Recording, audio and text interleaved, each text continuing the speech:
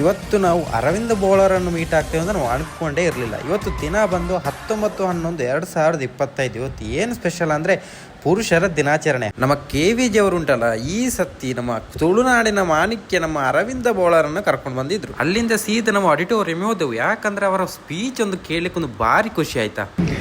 I am only English no speaking. ಗೊತ್ತಲಿ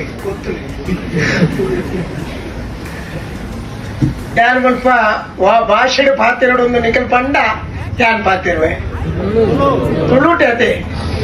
ಅಲ್ಲಿಂದ ಅವರಿಗೊಂದು send up ಕೊಟ್ಟು ನಾವು ಹೋಗುವಾಗ ನಾವು ಯಾಕೆ ಸುಮ್ಮನೆ ಬಿಡಬೇಕು ಅಂತೆಲ್ಲ ನಾವು 1-2 ವಿಡಿಯೋ ಫೋಟೋ ಎಲ್ಲ ತೆಗೆದು